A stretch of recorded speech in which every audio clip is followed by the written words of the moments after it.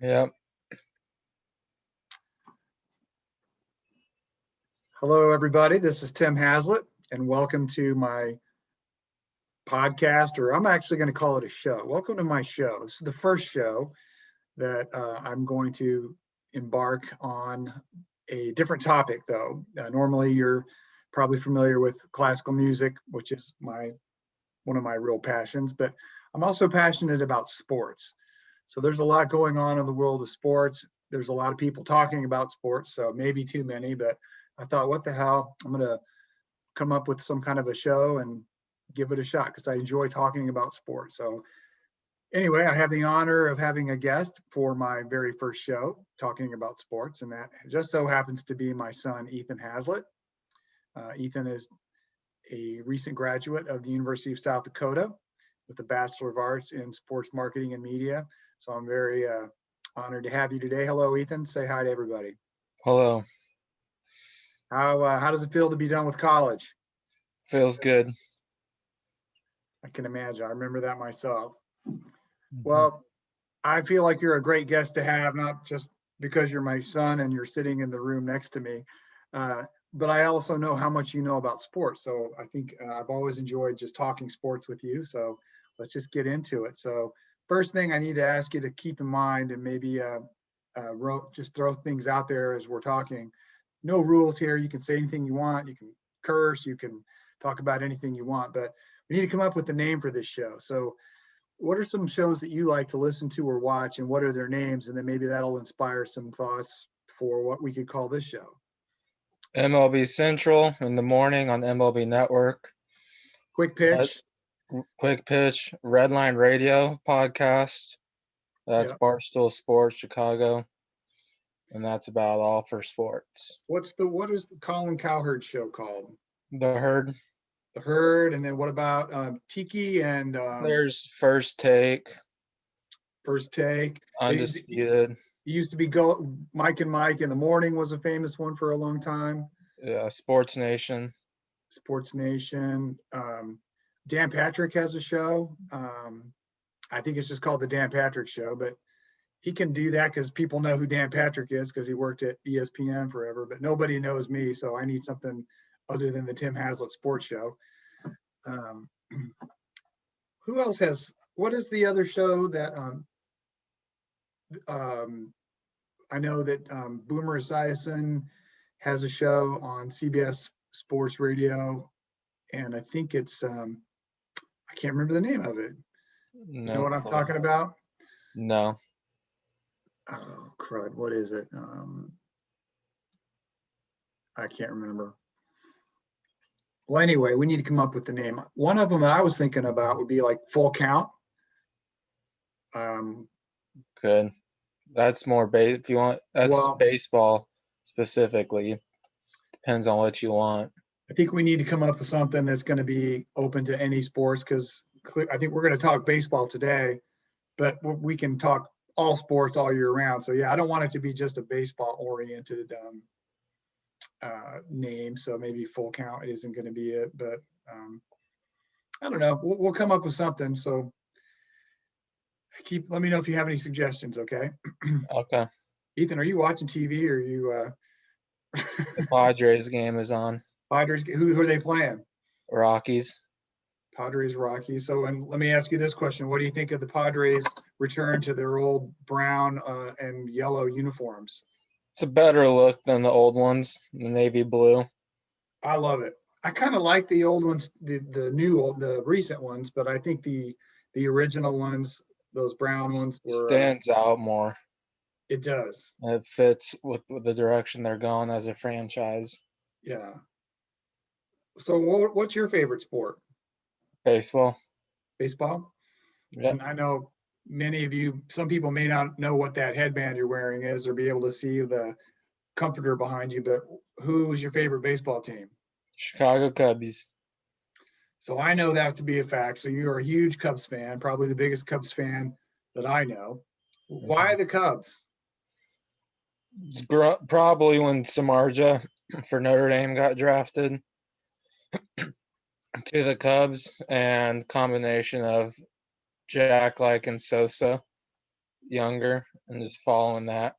Yeah, so Ethan's older brother Jack is a huge baseball fan too, and he loved Sammy Sosa early on, and so that was the end of the '90s when Sosa and McGwire were having their big home run chase. So, and I think for our viewers, understanding too that your mom is from South Bend and her family is a huge Notre Dame fan. So Notre Dame's a big part of our family. So if Jeff Samardzija is leaving Notre Dame and going to the Cubs, that explains why people care, why our family cares about Jeff Samardzija, because he gave us a lot of great years with Brady Quinn at Notre Dame back in the day, right? Yep. But it's weird though, because your grandfather, Ed, is a South Sider and was a White Sox fan.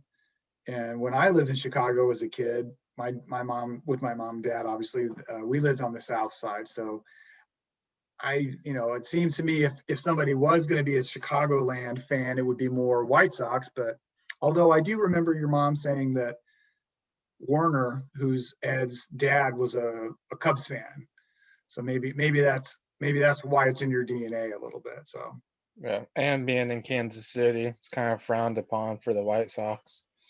Well, and I just I don't want my loyalties to be understood that I've been a Royals fan since I can remember.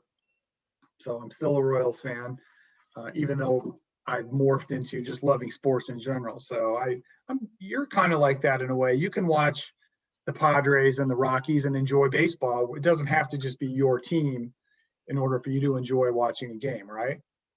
Mainly, unless more for like background noise, or just to like have on, but I'm not going to cheer like I would or care like I would. Right, but you'll watch it. You'll have interest in it, even if it's not I'll watch it. I won't care who wins or loses unless it affects the Cubs. I'll watch it.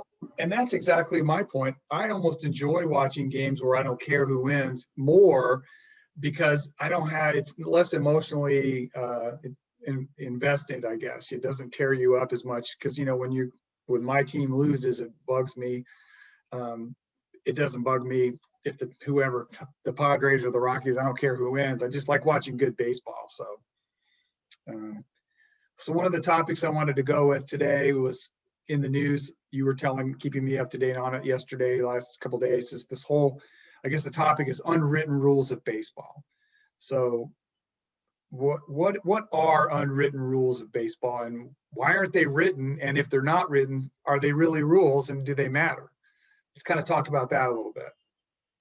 I would just say like the way the game is played and the unwritten rules would be, I don't know. They're like unwritten, so they're not rules, but it's kind of more of just traditions. Yeah, traditions and understanding, I guess, like the way it was played before. So that's something you and I have had many conversations about is the way the game is played today, the way the younger generation plays the game as opposed to the old school way. And so back in the old days, I'm sorry, go ahead. You could just say it's a way for the players in the game to police itself without having actual written laws or rules. Right. Well, I mean, so one of the topics that came up was, I think it was Bauer, what this whole thing about pimping a home run. So in the old days, players were encouraged, you hit the ball, if it goes out, you just put your head down, you run the bases, you get back to the dugout, there's no real celebrating, you just kind of act like you've been there before. But now today's guys, they like to stand at the plate and watch it go, they like to throw their bat maybe. Do you think that's good or bad for the game? Both. I think it's all situational based. Okay. So like when Tim Anderson did it against the Royals a few years ago, that to me is what started it against Brad Keller and the Royals. And he threw his bat. If you go back and look at, I'm pretty sure it's in the fourth inning of a game in April or May. That I don't care if you hit it 700 feet, it's April and May in the fourth inning. Mm-hmm. Like it's good, unless it's a tie game and that wins it, has no meaning to the game, won't win or lose it based off that alone. Like I get baseball is hard, and if you want to celebrate, fine. But like throwing your bat 50 feet in the air is a bit excessive. And it's like dropping a bat. Griffey made it cool without it being obnoxious. Did he ever piss anybody off when he hit a home run? He hit like Not 600 of them. So Yeah, I don't know because I didn't watch I wasn't alive really when Griffey when was he started, yeah.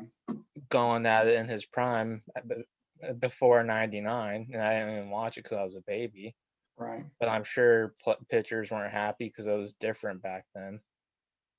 Well, what about, didn't Jose Batista have an incident a few years ago, or was it Yeah, Donaldson? Batista. Actually, you could say Batista kind of started the There's always been a conversation. They Right. definitely took notice with him in the playoffs, but that's different because that's a playoff game in a packed house at home, and that had a big difference in the game against Texas. That was my question. Who did he hit? Was it against Texas? Yeah, it was against Texas, and then that next season was when he got punched in the face by Rudy Odor. Odor. Yeah. All right. And that Well, would be like the game policing itself. so is it Trevor Bauer, the guy, the Dodger pitcher now? Isn't he the one that recently said that he doesn't have a problem if somebody wants to stand and watch the ball go out or celebrate? He's okay with it. Yeah, he said as long as you're celebrating like with your team, that he's fine. It's more celebrating with your team and not like yelling or directing it towards the pitcher or the other team.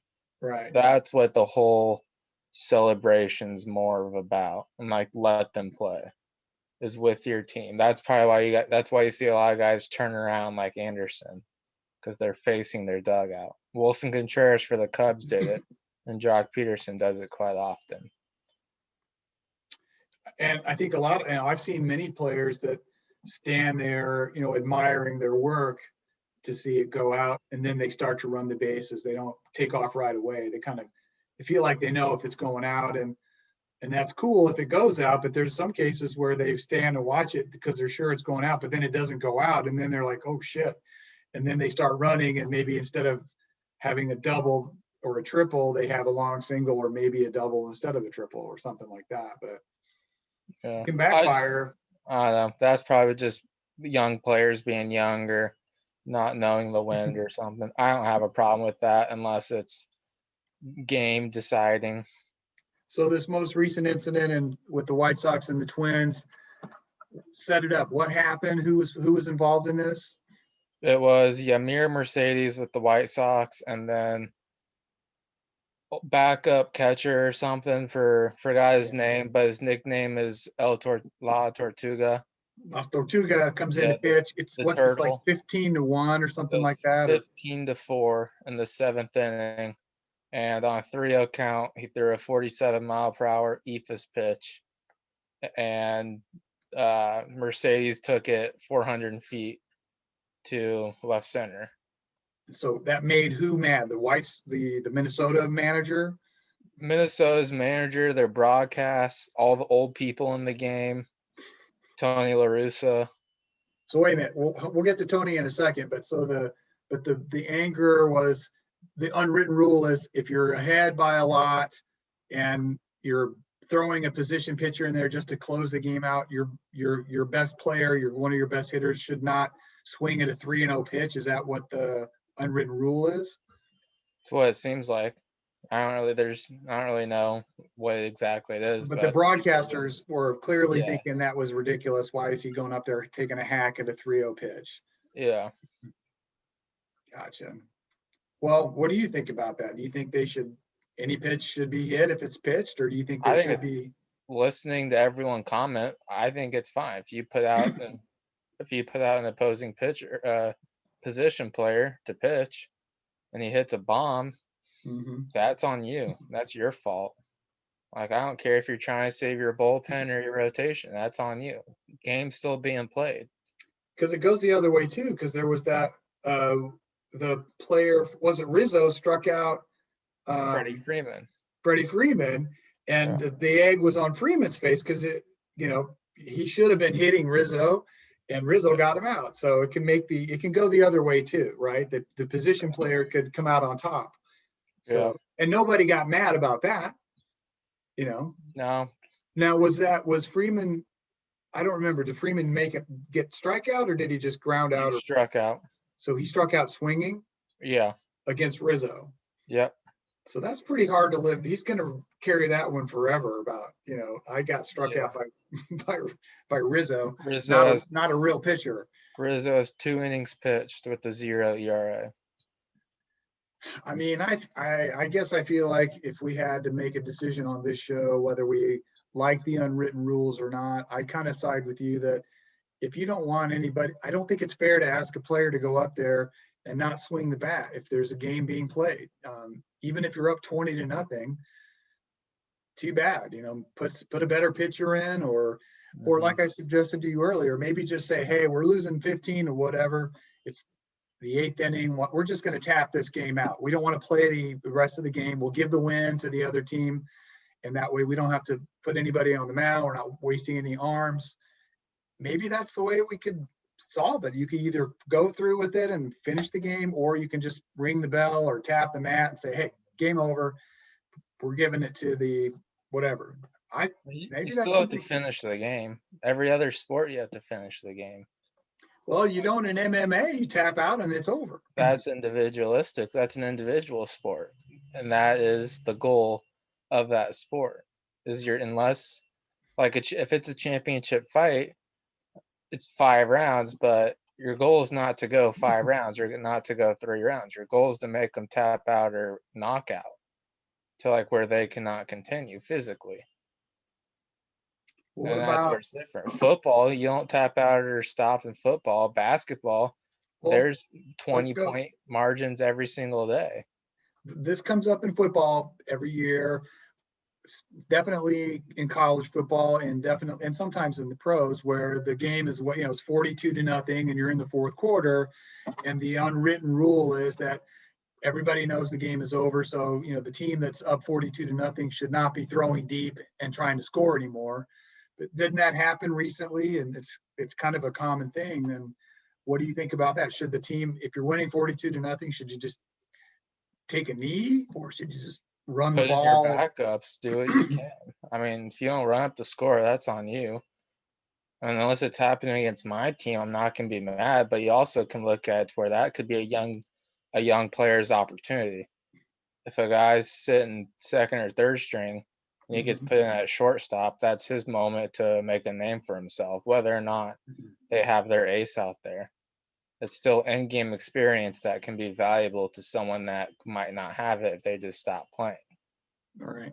Back to Tony La Russa. We said we'd get back to him. So he was up saying that the manager for the White Sox, who was Mercedes manager, he was upset with Mercedes too, but not because what was the scoop? Why was he a manager? He says that he put in a 3-0. Put a sign up. Yeah, signed up not to swing.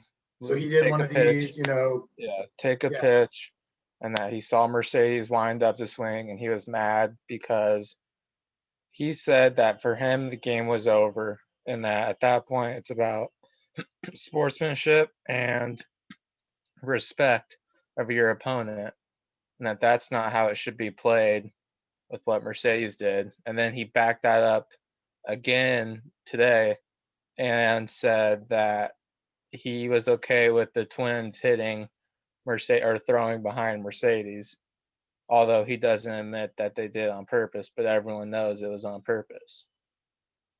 Or everyone assumes what it is because it's behind them. Yeah. And they were losing 4-2, even though they won the game, and there was no one on. So that's that time. And it was around the thigh and knees, which is where you'd probably go to hit a guy. Well, I mean, for people that don't follow baseball, this probably won't mean much to them, but I think for those of us that love the game, it's certainly a fun and interesting debate. And I think it does apply, obviously, to football as well. I don't know if it does in hockey or basketball. Are there unwritten rules? There's probably unwritten rules in every sport. And hockey probably the most with protecting your own players. Like if a guy hits someone the wrong way, you're gonna go up on him. Right. But if you're up 8-0 in hockey and it's the middle of the 3rd period, are they still trying to score? Or are they just playing defensive hockey at that point? Maybe I Put don't in know. your backups, Put your backups in. the What young are guys. they call them? The lines, right? Your first line is your best player. You put the third line in and just. But you tell the third line don't try to score. I don't think you can do that. I don't know. And if third line They're- goes in and They're scores, professional athletes. It's their job to score and their job to do well. right? That's what I think too. And same in football. Even if you put your backups in and you're up 42-0, if your backups are good enough to, to score, so be it. I guess I understand. Like it's one thing if you're running the ball and you can run it and still score. Do you ask them to run to the first yard line and take a knee and not put it over the goal line? Or I get the idea of don't throw deep. There's no reason to launch bomb if you're up 42-0. That does seem like it would cross the line. But anyway. So who's winning the Rockies Padre game right now? I turned it off. Oh, did you? Okay. And do the Cubs play today? It's 1-0 Padres. Tatis went yard in his return. He's a fine young player, man. Yep. I think wasn't his dad the dude that hit two grand slams in the same inning for the Cardinals against the Dodgers? Yeah, I think it was off Chan-Ho Park, or I remember that crazy. I don't know about that. Yeah. So do you think there's there's so many topics, we won't get to all of them today because this is just a 30-minute show. So we're coming up on the last 5 or 6 minutes of our show. But one of the things we'll keep on for a future discussion is what are some baseball records that we don't think will ever be broken, or sports records that will never be broken. So DiMaggio. You don't think anybody's going to ever have a 56 plus? They'd have to have a 57 game hit streak. You don't think anybody's going to ever hit in 57 straight games? No one will hit. No one will even get half of it. I think I saw something yesterday that it was Luis Gonzalez did a 30 game hitting streak. No one will get close to that. You don't think 30? I don't know. I don't have my. It's too launch angle, hit the ball in the air, analytical. Well, we got a lot to talk about this year, including and that. You'd be lucky to even play 57 games in a row. They do take days off and get rest and things like that. Yeah, Ripken's streak will never be broken. I agree. Jr. That's going to be. I don't know who has the current consecutive game streak played. I'll have to get my other computer up for some of our future broadcasts so we can call up these numbers and right in front of us. But that's phenomenal to think about. Yeah, I think this is the anniversary of Cy Young won his 500th game today in history. I forget what year it was, probably in the 20s. Let me look it up here real quick. But I don't think you're going to see a 500 game winner. I think that record's pretty safe. Mm-hmm. Bonds. The home run, the single season, or the both career? Of it. Both. You don't think at the rate guys are hitting home runs now that anybody's going to get close to that? I mean, the guys hitting home run, no, I don't think will be broken. Stanton or Judge are probably the only guys that could. What do you think is safer, the single season record or the career record? Career. I don't even remember. Single season. So 73 is the single season, is that right? No, let's look it up here. We need to be more prepared with our analytics and our data when we come on for our next show. But I think single season home run record is 73. Yes. 2001. And then career home runs, how many does Bonds have?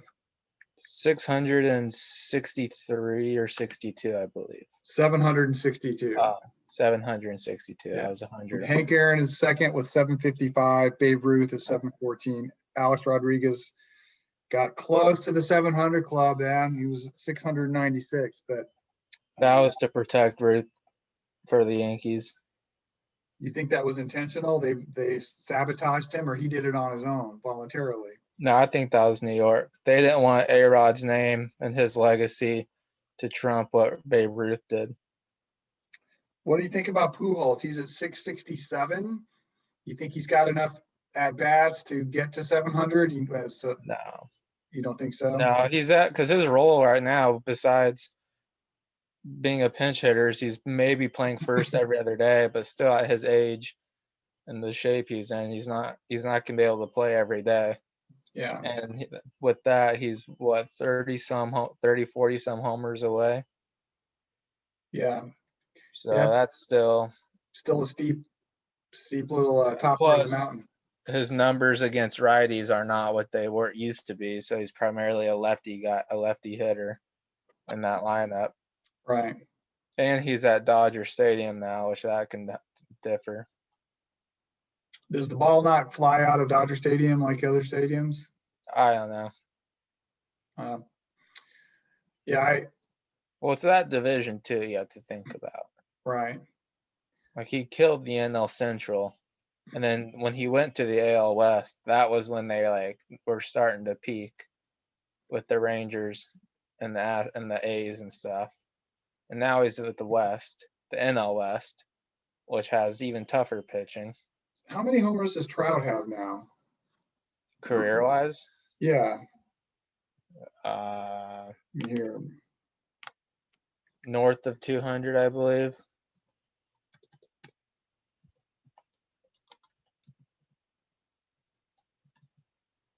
I thought maybe he has 250. Well, he has 309 306. home runs. 309? Yes. All right. So what is he going to get to 700? No, 310, my bad. So he's 310. How old is he? He is currently 20. Let's see. He's in his late mid-20s.